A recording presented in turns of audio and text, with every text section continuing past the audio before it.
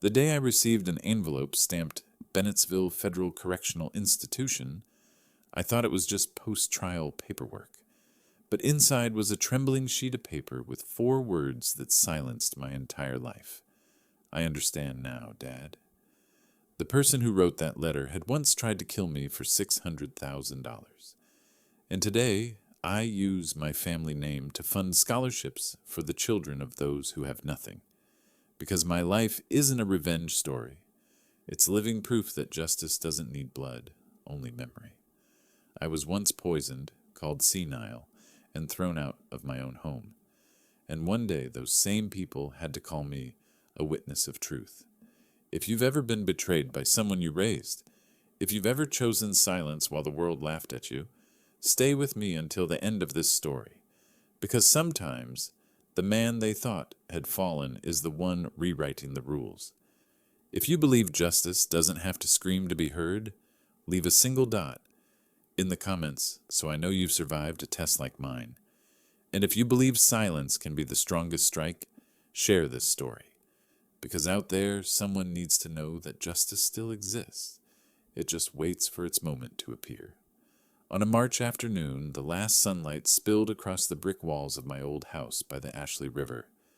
I sat by the window, rereading an unfinished paper on Southern literature, a habit no one but me still cared about. The ink had faded, the scent of old paper mingled with pine wood, all merging into the kind of quiet only the elderly learned to cherish. The house, built in the 19th century, had been mine for more than 30 years. I had watched the river change colors with the seasons, and watched people's hearts change faster than that. A knock came, 3 firm raps. I looked up, surprised. Visitors were rare at this hour. When I opened the door, I saw Daniel and Claire. My son, tall, thin, his once bright face hollowed, eyes weary. Beside him, Claire, wearing the measured smile of a hospital worker, a smile calibrated for just enough warmth. Dad, we came to visit, Daniel said, forcing cheer. I invited them in, poured black tea, and sat in the old leather chair Claire once called smelling of time. After a few pleasantries, Claire tilted her head, her eyes sly. Yesterday I told Daniel it's been too long since we all went somewhere together. We want to take you to Savannah, maybe Tybee Island for a few days, like old times, when Daniel was little. I paused, my finger resting on the page. Savannah? At my age, the grocery store is far enough, I said softly, smiling faintly. No, this time's different, Claire pressed, her voice sugar-coated. We'll handle everything, tickets, hotel. It's our family gift.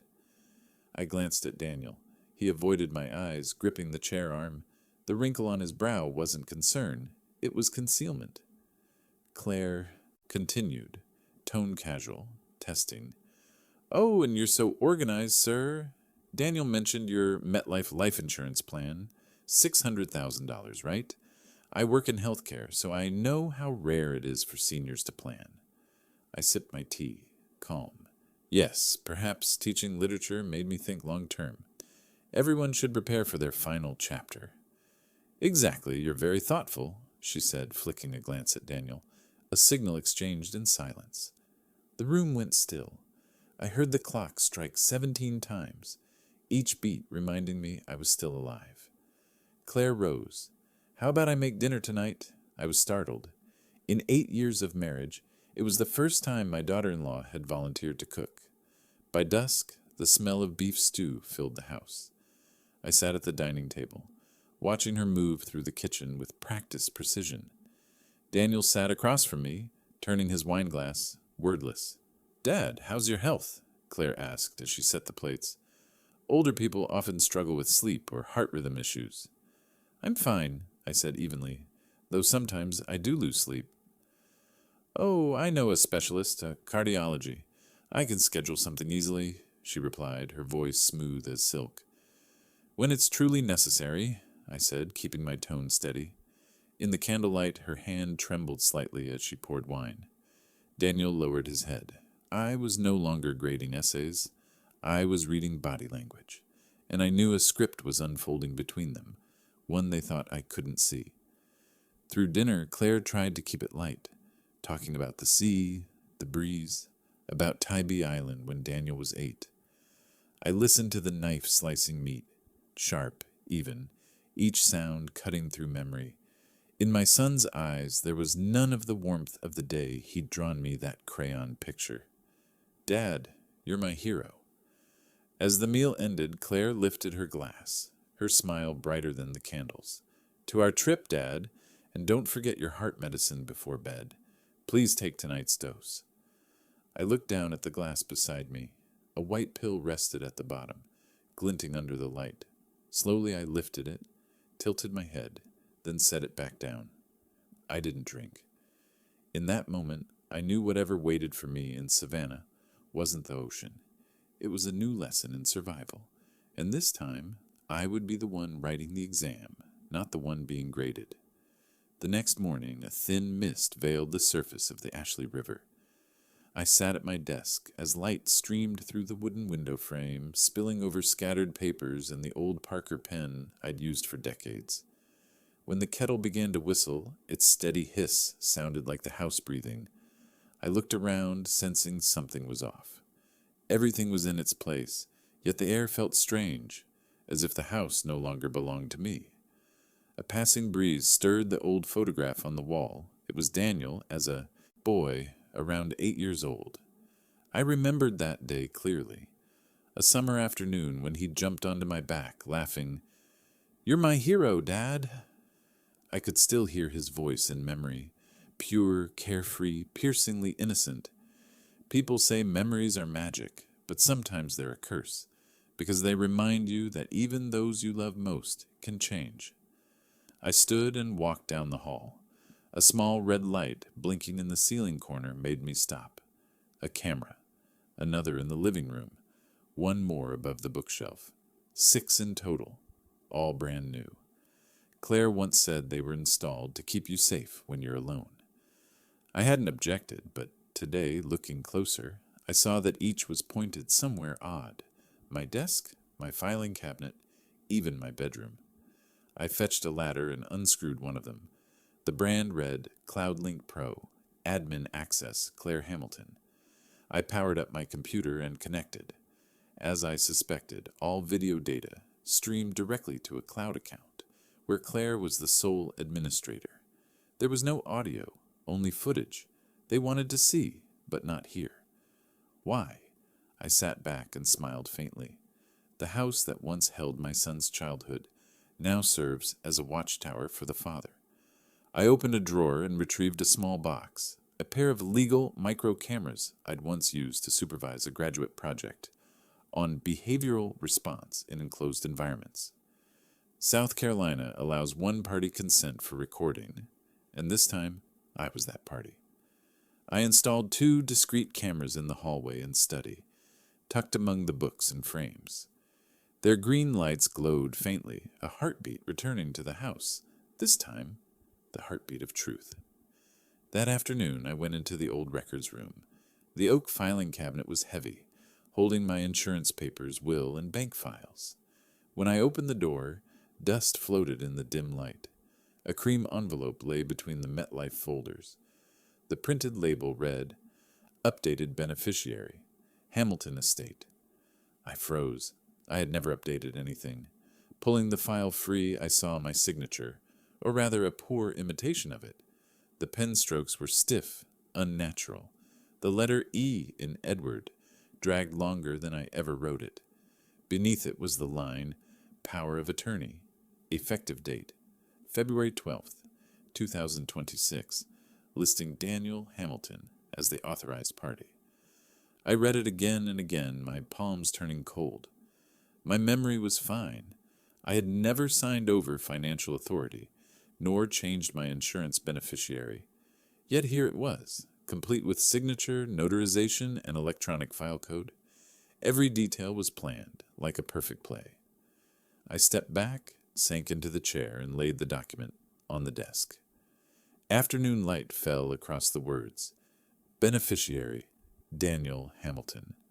The room went still. I could hear the wall clock ticking slowly, as if counting down to something approaching. Then a thought struck me. If they had forged documents, there must be a confirmation trail. I opened my old email, searched through bank notifications, and after nearly 10 minutes, found it. MetLife. Beneficiary update confirmed. Dated 3 weeks ago. I reread the line, a chill running through me. Since when had my son learned to forge his father's name? And since when had this house, once filled with laughter, become a silent witness to conspiracy? Outside, the wind rose, scattering dry leaves across the porch. I looked toward the small camera I had installed, the green light still glowing, quietly recording everything. Perhaps the house was helping me once more, preserving the truth others meant to bury. On the screen, the words, MetLife, beneficiary update confirmed, remained bright, and I knew from that moment on their game had truly begun. Tuesday morning in Charleston was overcast, and the damp scent of the Ashley River carried in the wind. Daniel said he'd booked a flight, departing from Atlanta, claiming the tickets were cheaper and it was a direct flight to Savannah. I simply nodded and packed neatly. A few clothes, my notebook, heart medication, and the familiar Parker pen I'd used for years. When I stepped down the porch steps, I saw the black SUV already idling. Claire stood by the door, holding a paper cup of coffee, her smile sweeter than usual. "Ready, sir?" she asked softly. "I'm always ready," I replied, half joking, just not always willing. Daniel gave a strained laugh and hurried to open the trunk.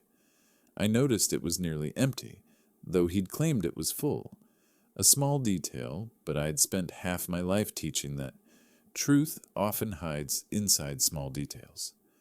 The car rolled down the highway, tires humming evenly against the asphalt. The strong aroma of Claire's coffee mixed with the scent of new leather, a stifling blend the elderly recognized first. Claire stared out the window, her fingers constantly brushing her phone screen. Each time I glanced her way, she forced a smile. The screen's blue light flickered in her eyes as messages appeared and vanished faster than a heartbeat. Daniel gripped the steering wheel, his knuckles pale. "Would you like to stop for a break, Dad?" he asked. "No, keep going," I said, eyes fixed on the horizon. Outside, the sign for Atlanta appeared. I watched the traffic flow, wondering how many others were also on their way to vacation, unaware it might be the last trip of their lives. Hartsfield-Jackson Airport glowed bright and crowded. Loudspeakers called boarding groups one after another, blending with the roll of suitcases, children crying and coffee pouring into plastic cups. Standing amid the noise, I felt my heartbeat steady, not from fear, but with the calm of a teacher. Walking into an exam he already knows the questions to. Claire handed me my ticket. I glanced at it. They were in Zone 1. I was in Zone 4. "You like quiet, remember?" she said, lips curving. I just nodded. When the announcement came, "Now boarding Zone 1, Daniel placed a hand on my shoulder. "You rest, Dad. We'll go first and settle the luggage." I watched their figures merge into the crowd, then disappear through Gate 7B. I stayed seated, smelling faintly burnt coffee from a nearby kiosk as the boarding chime sounded, cold and rhythmic. Then the tone shifted. "Zone 4, you may now board." I rose, pulling my suitcase down the jetway where metallic walls reflected light, the air thick with disinfectant and recycled oxygen. As I stepped through the airplane door, a flight attendant approached. Her name tag read, Marilyn Brooks. She smiled politely, but her eyes were tense. Pretending to check my ticket, she leaned close and whispered, "Pretend to feel sick. Get off this plane. Please, sir. Now." She glanced at her tablet, her voice trembling under control. "Mr. Hamilton, right? I just saw your name on the passenger list. Zone 4. Traveling with 2 others of the same surname. They asked about in-flight medical emergencies and about heart medication, and I overheard the woman on her phone outside the gate. She said exactly, 'Just make sure he takes his heart pill before takeoff.'" Her voice shook, her breath quickened. Fear flickered behind her professional tone. I froze. A wave of cold memory swept over me. The white pill in last night's glass. The email, MetLife, beneficiary, update. Confirmed. The forged signature on the power of attorney dated February 12th, 2026. Every piece began to align. Questions stormed through my mind. How did she know my name? Could she truly have overheard what I'd thought only existed inside my house? Or had she really heard them, the people I'd trusted for half my life? I looked toward the cabin. Claire and Daniel were fastening their seatbelts, calm and composed. A tension built inside me, a struggle between reason and instinct. But when I remembered the pill, the email, the signature, doubt hardened into decision. I met the attendant's eyes and rasped, "You're right, I'm getting off." She only managed a quick nod before turning away as if nothing had happened. I drew a deep breath, placed a hand on my chest, and hunched forward. "My heart," I gasped, breaking my voice to make it sound real. The act sent a real spasm through my chest, a mix of fear and disbelief. A nearby passenger shouted, "He's having a heart attack!" Instantly, the crew rushed over. A medic on board appeared, asking, "Sir, do you have your medication?" "Yes, in my pocket," I murmured weakly. A wheelchair was summoned. Radios crackled. They rolled me out, the jetway lights glaring into my eyes. As they pushed me past the doorway, I caught one last glimpse. Claire turning toward Daniel, her lips moving. Over the roar, I could still hear her words. "This ruins everything." Daniel clenched his jaw. "Shut up. Not here." Paramedics wheeled me past a crowd of curious faces. I no longer had to fake the tremor. My body had gone cold. Not from fear of dying, but from knowing my own son had planned that death. In the airport medical bay, they checked my vitals, drew blood, and asked routine questions. Everything normal. "Probably just anxiety," one medic said kindly. I nodded, still staring out the small window.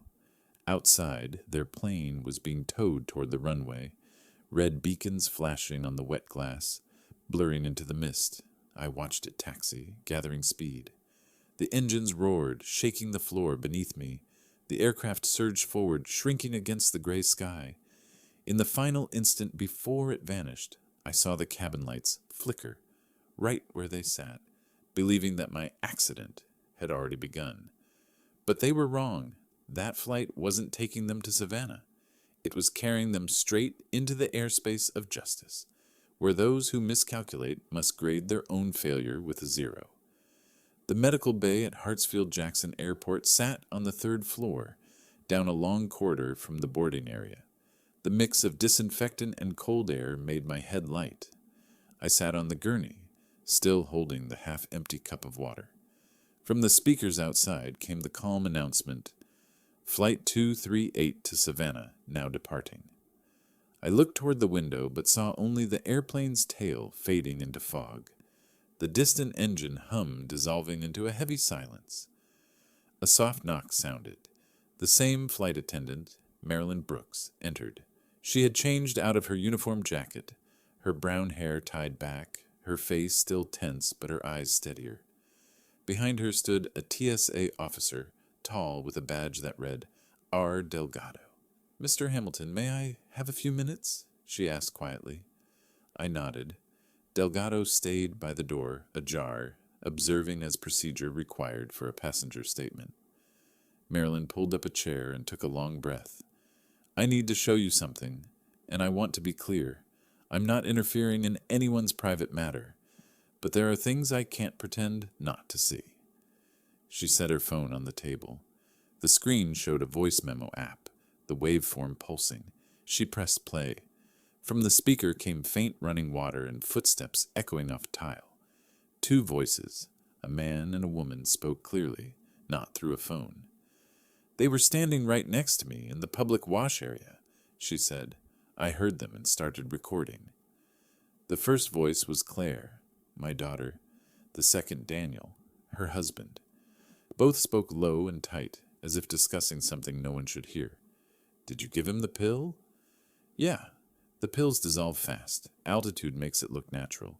He'll sleep before we land." And the policy? Already updated. I handle the paperwork. No one will trace it. A short pause, then Daniel's voice, cold and flat. Make sure he takes it. Once he's gone, everything shifts to us. The water shut off. Nothing else but the chilling silence of guilt being recorded. I recognized Claire's voice instantly, and Daniel's. Steady, false, the same man who once called me Dad, with fake respect. I looked at Marilyn, unable to speak. She nodded. I recorded it on my personal phone, right in the public wash area, not inside a stall, completely legal. They were close, a few feet from me. I'm a witness. I stayed still, gripping the cup until the plastic bent. You're sure? Absolutely. I heard that line at least 3 times. I've done this job for 10 years. I know when someone's hiding something. Delgado stepped closer, voice low.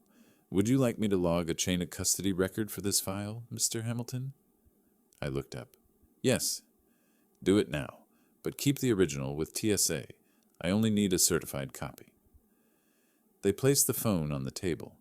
Delgado opened his laptop, typing, Recording obtained at Hartsfield-Jackson ATL, public restroom area. Witness, Marilyn Brooks. Passenger, Edward Hamilton. He printed the form. I signed first, then Marilyn. Delgado added his signature and the TSA seal. The file was transferred to an encrypted drive and copied to a sealed USB.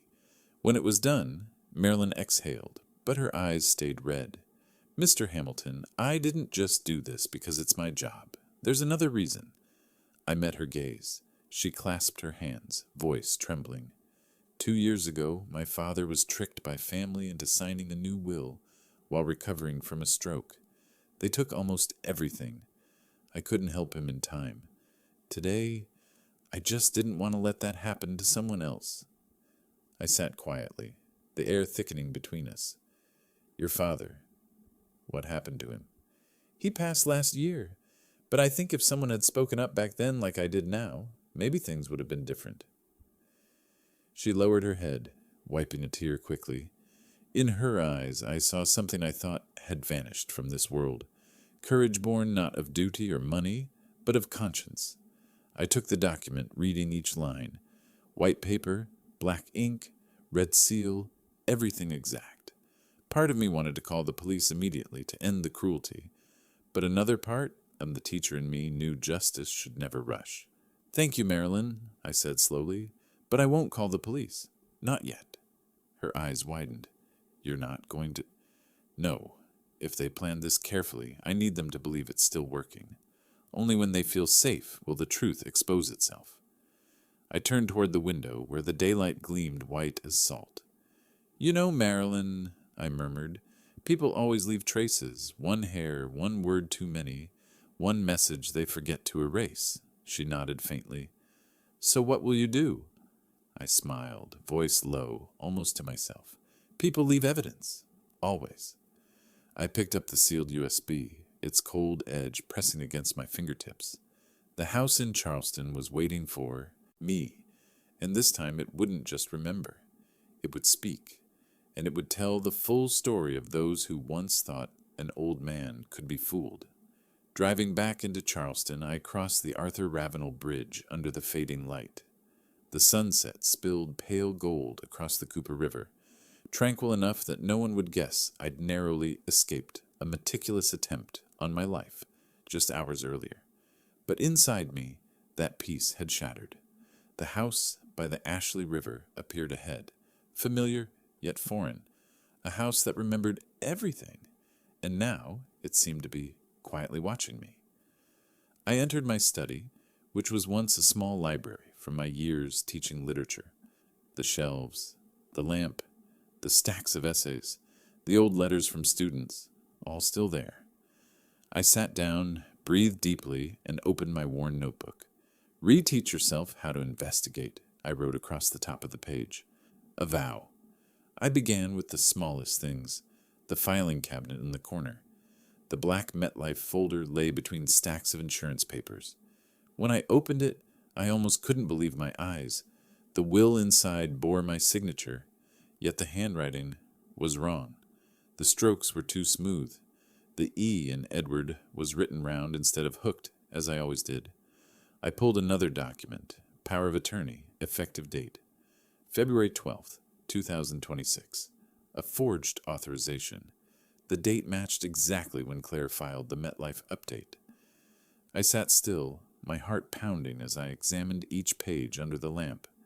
The notary seal was fake, the ink a faint blue, the kind of pen Claire favored. The more I looked, the clearer it became. Marilyn had been right. This wasn't simple fraud. It was premeditated.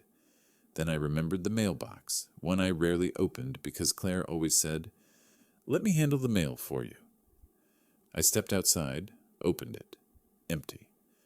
Inside, bits of shredded paper clung to the corners.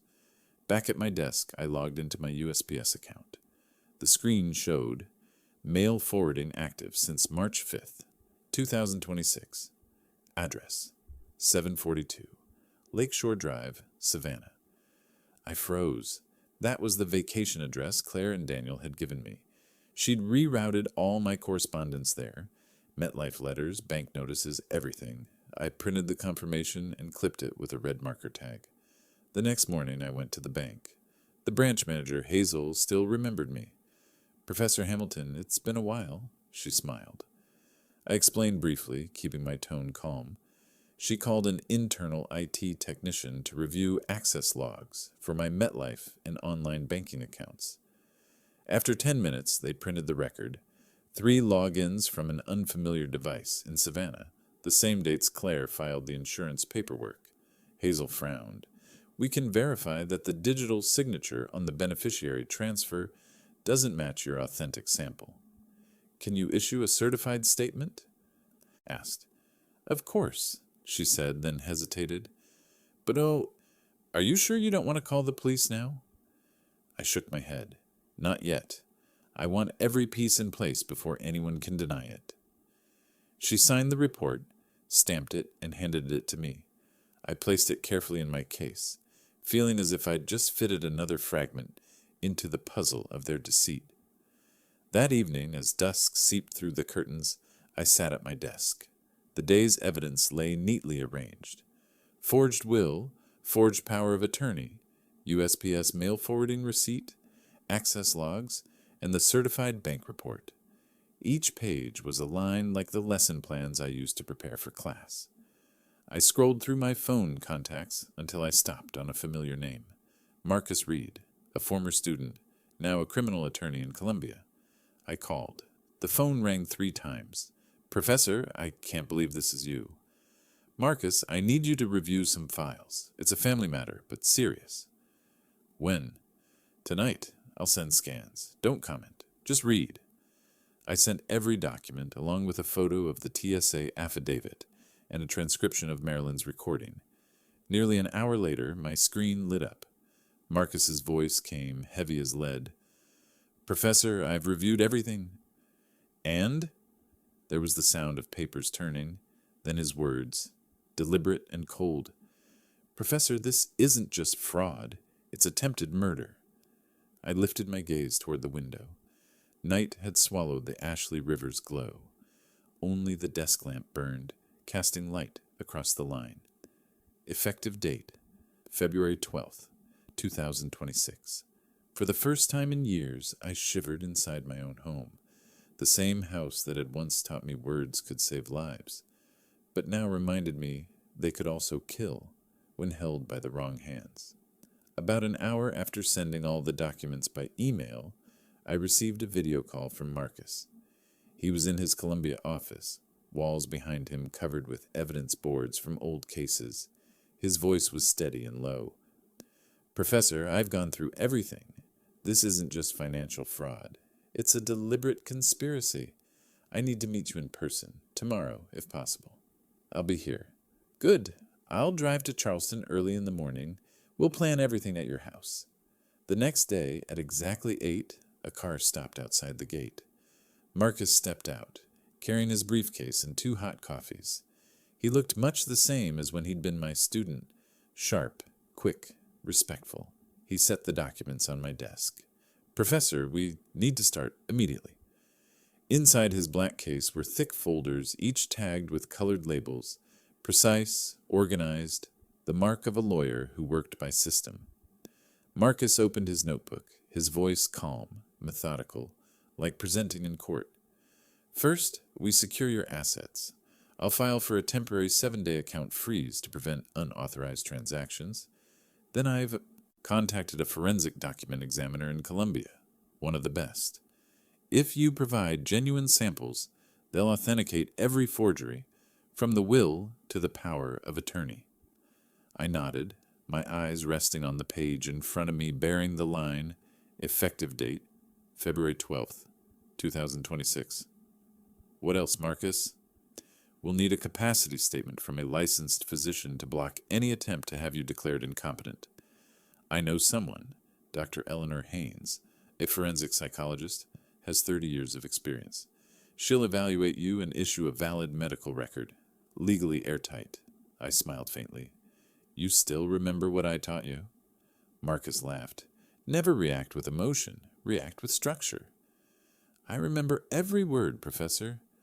I replied, then we'll plan this like a lesson, a class in justice. He opened his laptop and titled the document Lesson Plan, Operation Clarity. I read as he typed, and it felt like the outline of a lecture. Objective, expose the inheritance conspiracy and prove cognitive capacity. Materials, paper evidence, handwriting verification, medical certification, and audio recording. Method, observe, record, collect, compare. Assessment, when the guilty create new evidence against themselves. We both smiled faintly, though the air between us was heavy with irony. Just then, my phone screen lit up, an incoming video call. The name read Claire. I hesitated before answering. Her face appeared, the hotel background showing white curtains swaying and faint ocean waves. Hi, Dad. We just got to Tybee Island. The room faces the sea. It's beautiful. Shame you couldn't come. Her voice carried polite warmth, but her eyes stayed cold. I smiled lightly.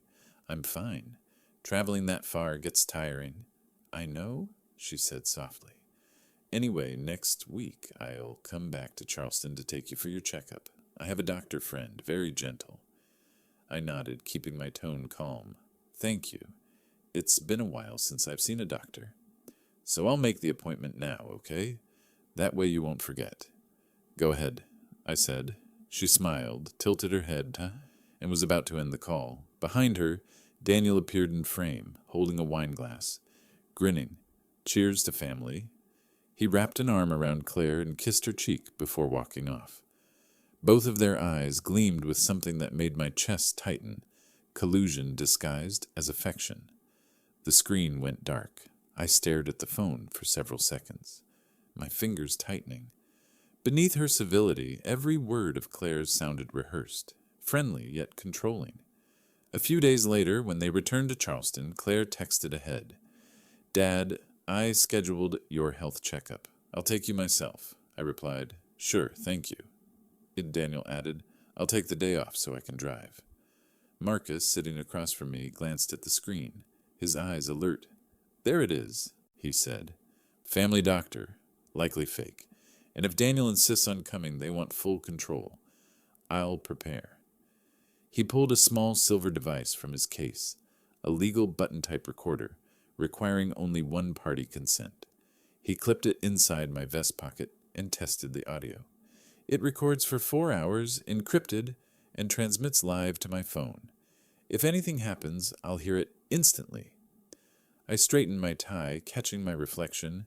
A new performance begins, I thought. I would play the forgetful father, confused, mixing names, losing time, a performance meant to draw the truth out.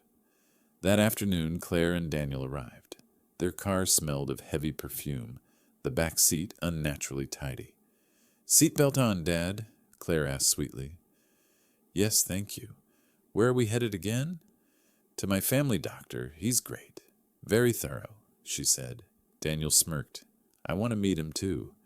Maybe he'll spot something early. I chuckled vaguely. Oh, right. I keep forgetting his name. Dr. Morrison, Claire said without turning. You'll like him. On the drive, I began mixing up time deliberately. Remember when we went to the beach yesterday? Dad, that was last year, she corrected, amused. I saw the flicker of satisfaction in her smile. Daniel smiled too, his knuckles whitening on the wheel, as if gripping the script of his deceit. They believed my act. The clinic sat in a quiet commercial strip, its sign new, temporary, Morrison Family Practice freshly taped to the glass. I noticed, but pretended not to. Inside, the waiting room was silent. A middle-aged man emerged wearing a white coat, but no ID badge. "Mr. Hamilton, come in." I followed.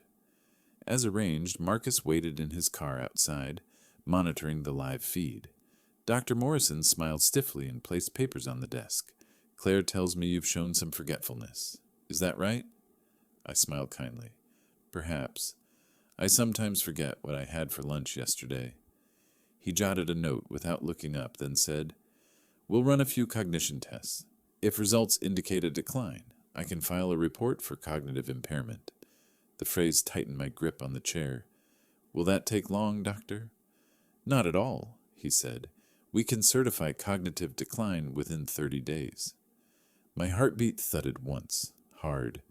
Outside, Marcus was surely hearing every word. I lifted my head and smiled gently, the picture of harmless age. 30 days? That's quick, doctor."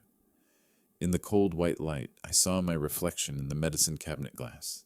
An old man with silver hair but eyes still sharp. They thought I remembered nothing. In truth, I was remembering everything. 2 days later, Marcus drove me to the forensic psychology clinic of Dr. Alicia Grant, an old colleague of his.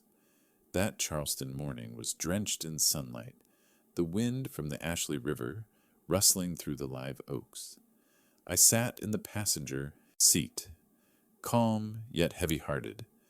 This was not merely a medical exam. It was an exam to prove I still owned my own mind. The clinic sat inside the red brick building of the South Carolina Institute of Forensic Medicine, unpretentious but serious. Dr. Grant, around 60, her hair a blend of gray and silver, greeted me with a firm, warm handshake. "Mr. Hamilton, I've heard much about you. Marcus tells me you were a literature teacher."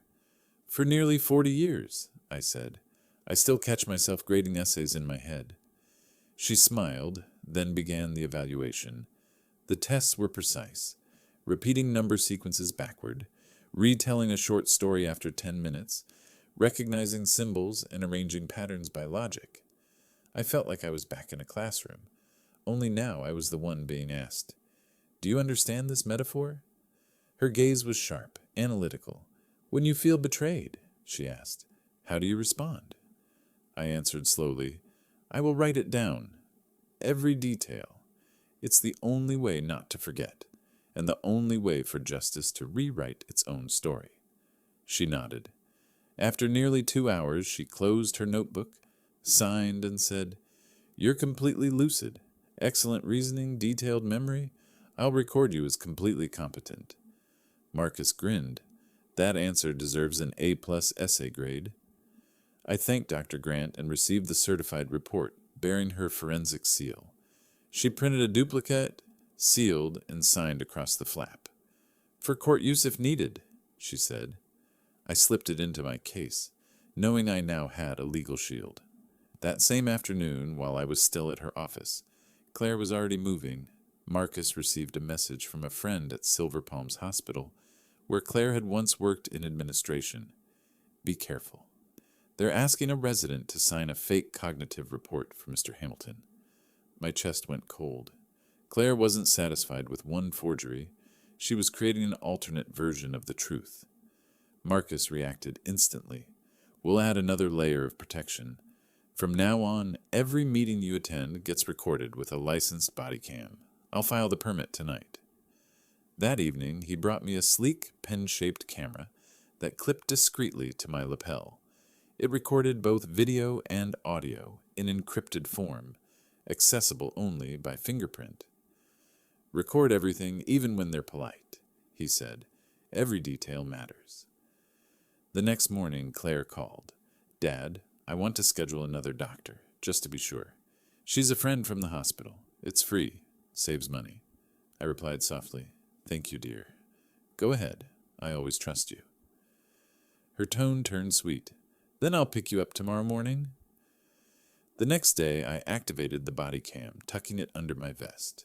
The second evaluation took place in a makeshift office with a misspelled sign, Neurological Assessment Center. Inside, a young woman in a lab coat spoke quickly, asking, Little, nodding as she filled in blanks. She signed without hesitation. I silently noted every clue: the Silver Palms branded pen, the tilted ink stamp, the fake professionalism. When it ended, I walked to the car and sent the video straight to Marcus. He forwarded it to a trusted notary and had a full chain of custody certification issued, confirming the recording's time, place, image, and audio as legally intact. From that moment, every lie they told had a witness. At 3 p.m., Marcus called. Update, Professor. Claire just faxed First Carolina Bank with the fake medical report to activate the power of attorney. Did they proceed? I asked, gripping the phone. No. I sent Dr. Grant's verified report 10 minutes earlier, with notarized authentication and the bank's legal verification. They froze all actions. I sat in the car, watching pedestrians drift past, sunlight pouring through the windshield onto my trembling hands. A fax delayed by 10 minutes, and their entire plan collapsed. My phone buzzed with a new notification from the bank. Power of attorney activation request blocked due to conflicting medical reports. I smiled faintly. The first moral lesson I ever taught my students, I whispered, was this. When people lie for profit, let the truth arrive 10 minutes sooner than they do.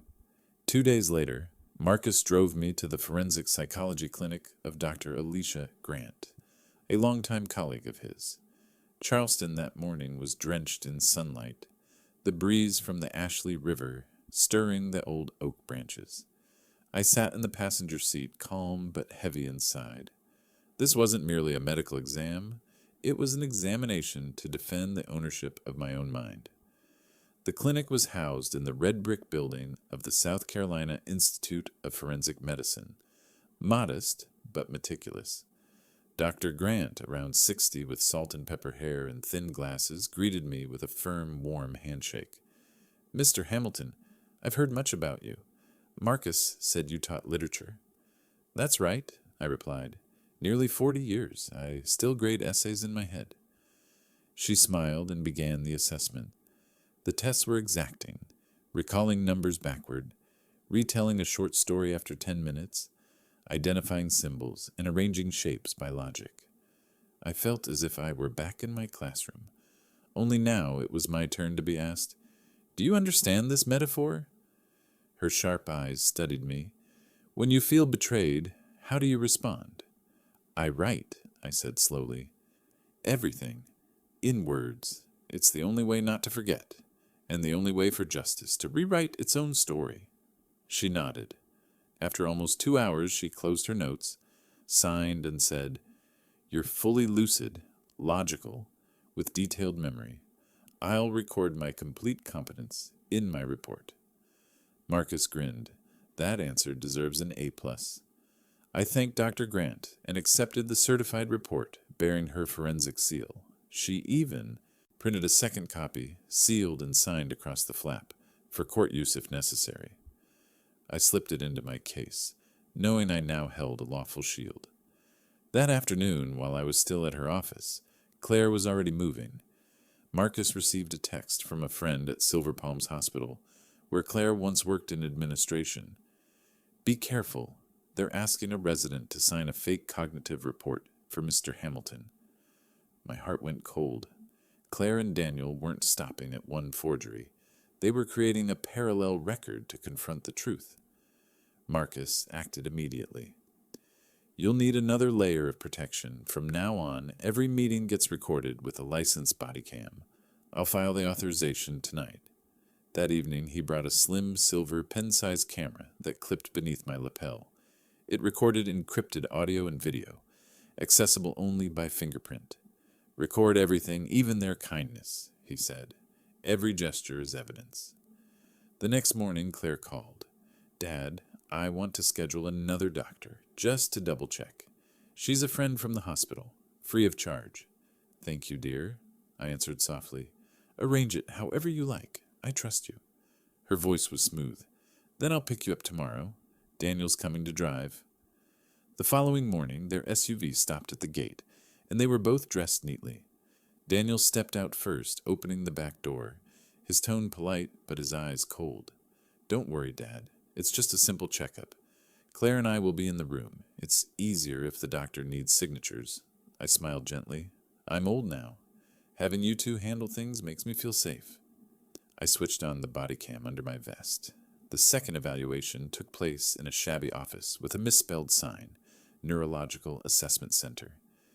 Inside, a young woman in a lab coat spoke quickly, asked little, and kept glancing at Claire's nods while Daniel stood by the door like a guard. She filled in blanks, stamped papers, and signed. I quietly observed every detail, the Silver Palms logo pen, the tilted ink seal, the feigned professionalism. When it ended, I walked to the car and sent the full video to Marcus. He forwarded it to a trusted notary and obtained a certified chain of custody statement, confirming the recording's time, place, image, and audio as legally intact. From that moment, every lie they told had a witness. At 3 p.m., Marcus called. Update, Professor. Claire just faxed First Carolina Bank a fake medical report to activate the power of attorney. Did they proceed?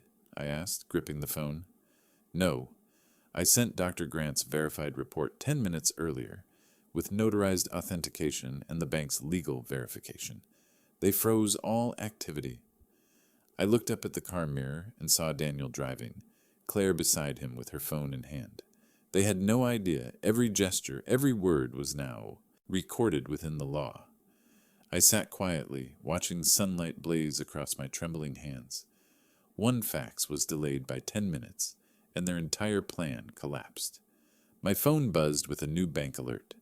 Power of attorney activation request blocked due to conflicting medical reports. I smiled faintly.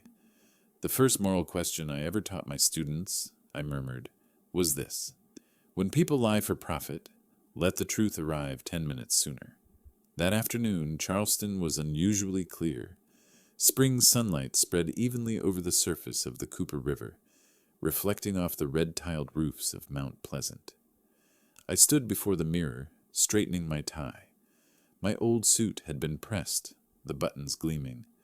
Today was Claire's birthday dinner, an invitation she had personally sent, under the pretense of a family reunion. Marcus had warned me, this isn't just a dinner, it could be a stage. You must be ready for both, a performance or an ambush. I nodded. Then I'll perform too. But unlike them, my script is real. Before leaving home, I checked everything. The USB containing Mildred's video, the certified copy of Dr. Grant's evaluation, and the sealed envelope granting Marcus authorization. He would arrive earlier to coordinate with the restaurant manager about the projector setup. Just one button, Marcus had said. One press and the whole world will hear the truth. When I arrived, the restaurant Harbor and Pearl was already glowing with light, soft violin music floating through the air. A long table stood in the center, lined with white roses and flickering candles. Claire wore a navy blue dress, her hair pinned high, smiling radiantly, the smile of someone who believed everything was under her control. Beside her, Daniel, in a gray suit, raised his glass confidently, almost arrogantly. "Dad, you made it," Claire said sweetly. "I was afraid you'd forget." I handed her a bouquet of white lilies. "Happy birthday, Claire! Your mother's favorite flowers." She froze for a second, her eyes flickering before she regained her cheerful tone. "Thank you. That's lovely. Please sit here, next to me." I sat and scanned the room. Friends of theirs, neighbors from Daniel's area, a few distant relatives. The dinner was intimate enough for control, yet large enough for psychological pressure. I realized they wanted me to be the supporting character in their show of happiness, a prop to legitimize their deception. When the main course arrived, Claire stood and raised her glass. "Tonight isn't just my birthday," she began. "It's also my chance to thank my father for trusting us and letting us take care of him. Family is the most precious thing, right, Daniel?" He nodded, smiling. "That's right. Family is everything." Glasses clinked. Laughter followed. I raised mine too, but inside I was utterly still. When Claire began her next sentence, I quietly set my glass down and looked toward Marcus at the back table. He gave a subtle nod. He pressed his phone. The lights dimmed. The violin stopped. On the white curtain behind Claire, the projector flared to life. A face appeared. Mildred Brooks in her flight attendant uniform, solemn, composed. Her voice filled the hall. "Recording made at the public washroom area, Hartsfield-Jackson Airport. The voices belonged to Claire Hamilton and Daniel Hamilton." Then came the voices, crisp, undeniable. "Did you give him the pill?" "Yeah, the pills dissolve fast. Altitude makes it look natural. He'll sleep before we land." "And the policy?" "Already updated. I handled the paperwork. No one will trace it." "Make sure he takes it.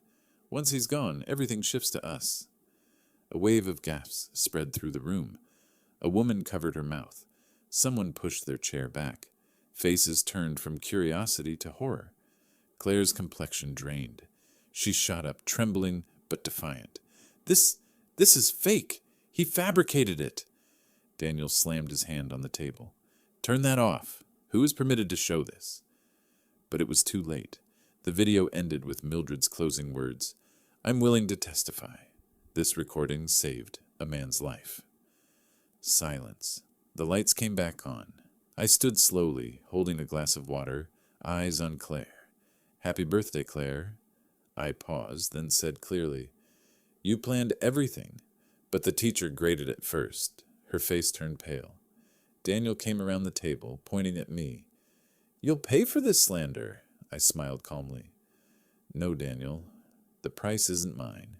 It belongs to the two of you, the ones who forgot that every exam still has the right answer."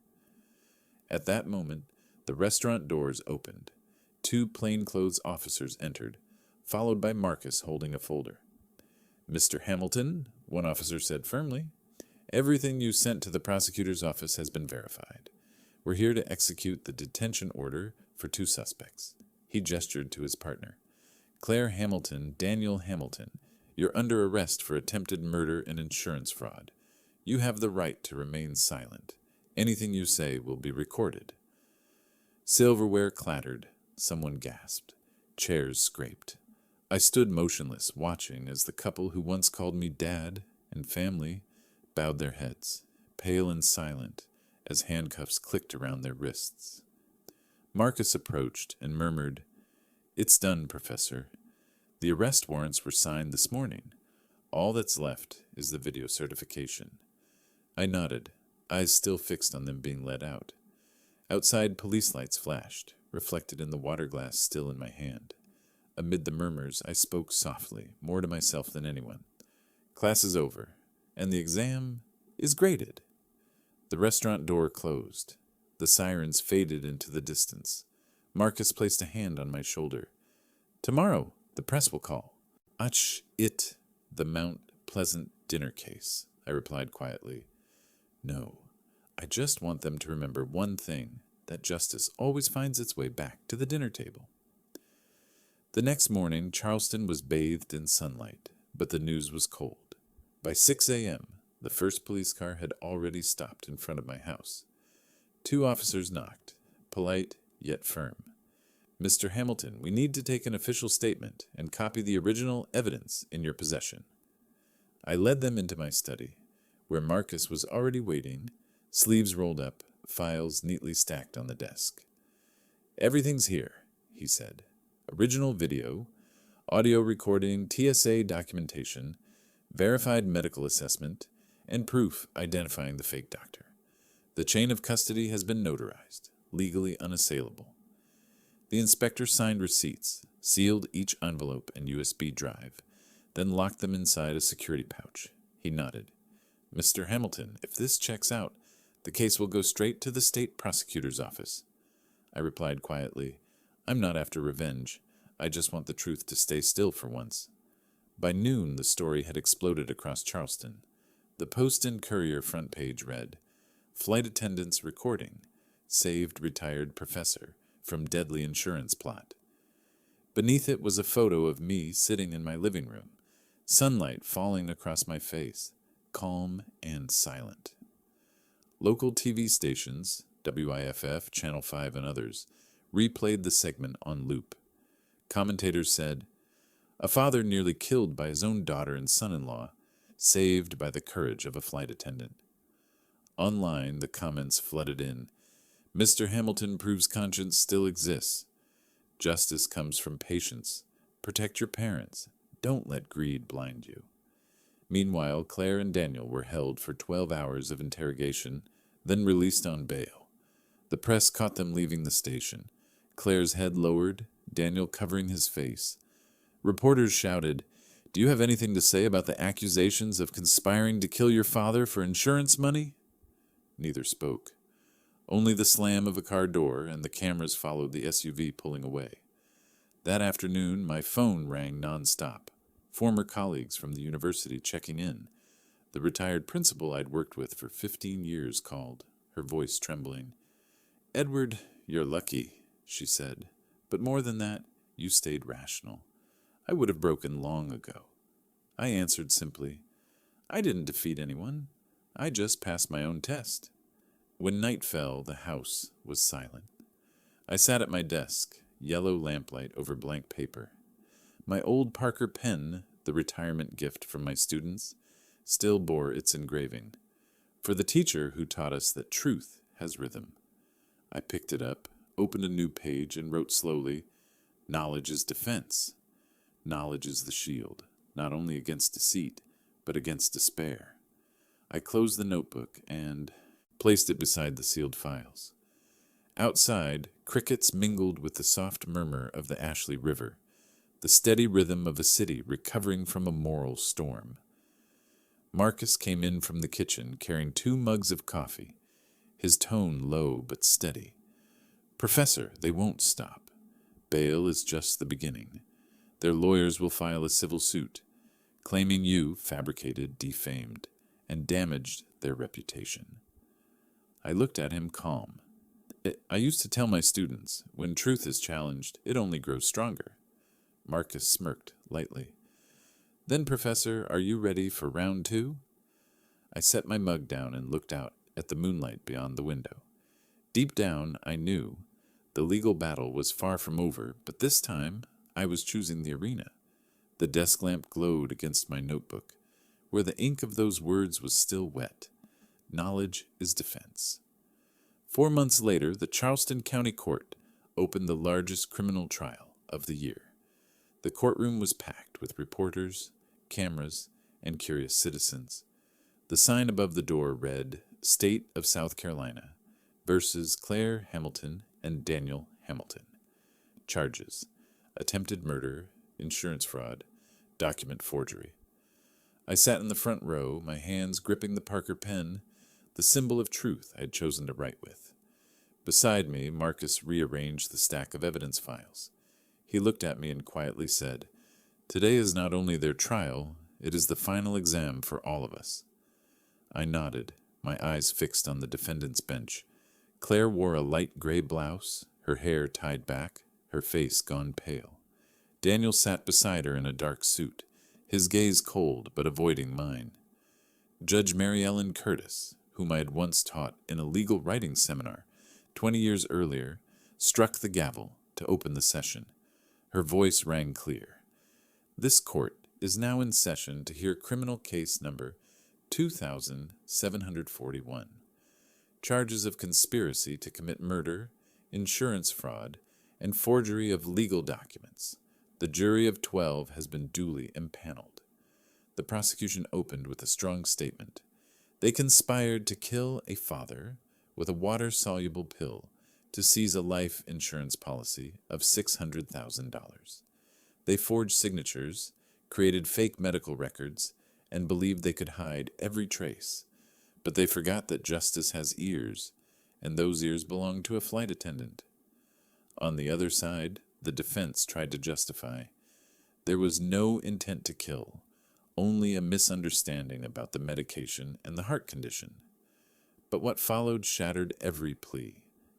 The first witness took the stand, Marilyn Brooks, in her Navy uniform, voice trembling but resolute. I heard every word. They spoke about the pill, the flight, and the insurance money. I recorded it on my personal phone, in a public restroom, legally. I only did what my conscience told me to do. The courtroom fell silent. A tear slid down her cheek when the prosecutor asked, "Why did you keep the recording until today?" "Because my father died because of a relative's lies. I cannot let that happen again," she replied. Next, Dr. Alicia Grant took the stand and presented the psychological evaluation. Mr. Edward Hamilton is fully competent, with clear cognition and logical reasoning. Any records asserting he is incompetent are fraudulent. The prosecution entered the sealed report into evidence. The court noted it. Then the forensic document examiner presented in large comparisons on the screen. This is Mr. Hamilton's genuine signature, and this is the signature on the power of attorney submitted by the defendants. Different pen pressure, different stroke direction, and laser printed, not handwritten. He held up the side-by-side chart, a complete forgery. Daniel bowed his head, his hands clenched. Claire turned away, hiding her tears. But the courtroom does not afford late tears. The prosecution concluded. Physical evidence, witness testimony, and an unbroken chain of custody leave no reasonable doubt. Motive, means, and planning are clear.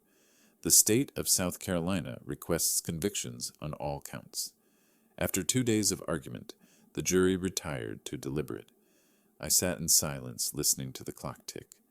Only 14 minutes later, they returned, too quick for any ambiguity. Judge Curtis stood, her voice firm.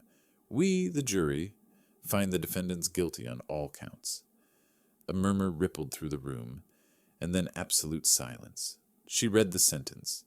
Daniel Hamilton is sentenced to 3 years in prison, followed by 2 years of supervised release. Claire Hamilton is sentenced to 6 years in prison, permanently revoked from her medical license, and barred from practicing in any medical institution within the state of South Carolina.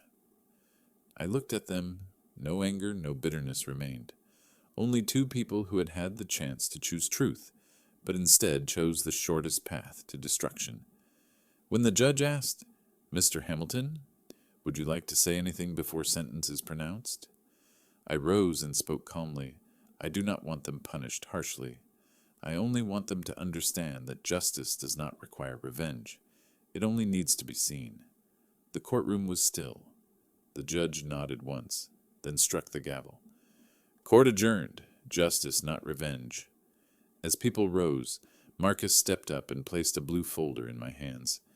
This is the remainder, sir. The civil case. We still have to close it. I opened the cover and read the bold heading. Civil suit. Recovery of misappropriated assets.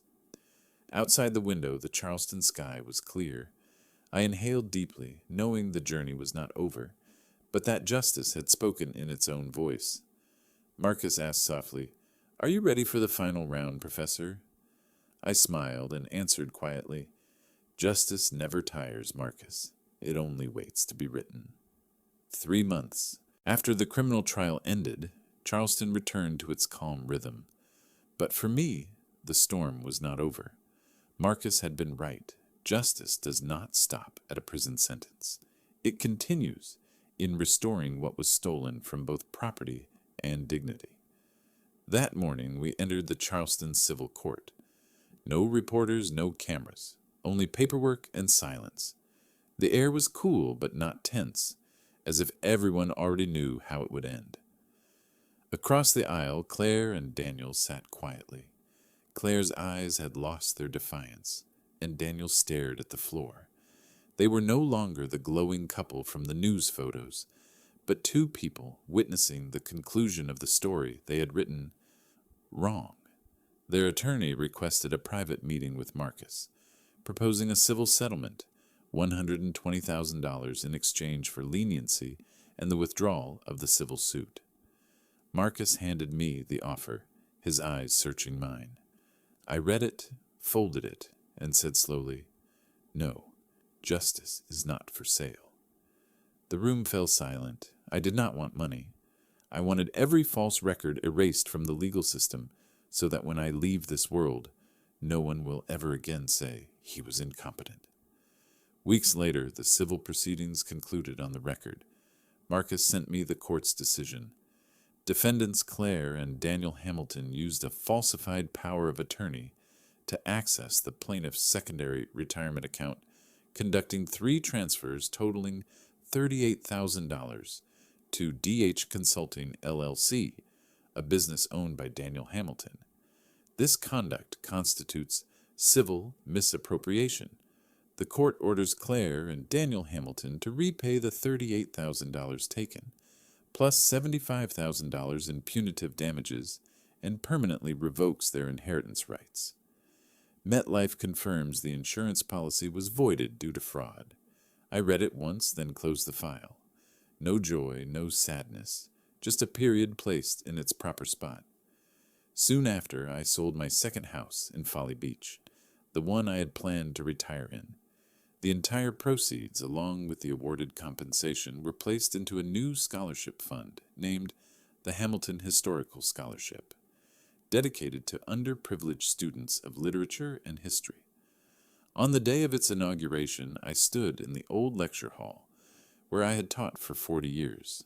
The young students listened as I said, "I created this fund not so people would remember my name, but to remind them that knowledge can save a person from deception, and truth, if guarded well, will always prevail." When the ceremony ended, I remained alone in the classroom, watching chalk dust still clinging to the blackboard, my heart unexpectedly light. There was nothing left to reclaim. What needed to be righted had been righted, and the rest I had chosen to give away. That evening, when I returned home, an envelope waited on the desk. The corner was stamped, Bennettsville Federal Correctional Institution. I opened it. Handwritten, shaky but familiar. "Dad, I'm not asking for forgiveness, only to see you once. Not to defend myself, but to say what I never dared to say. I was wrong, and I know the price I've paid isn't enough. Daniel." I sat for a long time, listening to the Ashley River wind through the night. The letter closed, but my heart opened, not fully forgiving, but wide enough for memory to rest. I folded the letter and placed it in the drawer. Marcus stepped in and asked softly, "Will you go see him?" I looked toward the dimming sky and answered quietly, "Perhaps it's time for the final lesson to be taught, in a visitation room." The last light of the day fell across the letter in my hand. The words "I was wrong" blurred in the sunset, but remained clear enough to close one chapter and begin the final, one of mercy. A year had passed since the sound of the final gavel struck in Charleston. The city remained the same, the brick-paved streets, the moss-covered oaks, and the Ashley River flowing quietly through each afternoon. But within me, everything had changed. I was no longer a father consumed by anger and suspicion, but a survivor of the longest test of my life, a test of faith, intellect, and compassion. This morning I stood in Atlanta, where the state government was hosting the inauguration of the Hamilton Historical Scholarship Center, the scholarship fund I had founded, now expanded into a statewide program jointly administered by the Department of Education and the University of Charleston. On the bronze plaque hanging in the entrance hall, the engraving gleamed, "Hamilton Historical Scholarship, because knowledge is defense." Marcus, now the center's legal advisor, stood beside me and smiled. "See, Professor, what began as a case has become a legacy." I nodded, my eyes resting on the engraved words. "It wasn't me, Marcus. Justice saved itself. I just held the pen to write it down." The ceremony was warm, not grand. In the front row sat Marilyn Brooks, dressed in a simple white shirt, holding a small bouquet. When invited to speak, she said with emotion, A year ago, I was just a flight attendant overhearing a conversation. Today I've learned that courage isn't shouting loud. It's refusing to stay silent when what's right is at risk. Applause filled the hall. I looked at her, the young woman who had set the wheels of justice back on track, and smiled. That afternoon, when the guests had left, Marcus and I sat on a stone bench outside the center. The spring breeze carried the scent of lavender from the garden, and the Atlanta sunset bathed the courtyard in gold. "Did you go see Daniel?" Marcus asked. I nodded gently. "I did, a month ago. In the visitation room, he only said 4 words. 'I understand now, Dad.'" Marcus was silent for a moment, then said, "Then that's the end, Professor." I shook my head. "No, it's just when people start learning again." As night fell, I returned to my small apartment near the center. On my desk lay Daniel's old letter, yellowed at the edges, beside the Parker pen I had always kept. I opened my notebook and wrote one final line beneath the words, from long ago. "Justice is not a flame to burn others. It's a light to find the way home." I closed the notebook, stood and opened the window.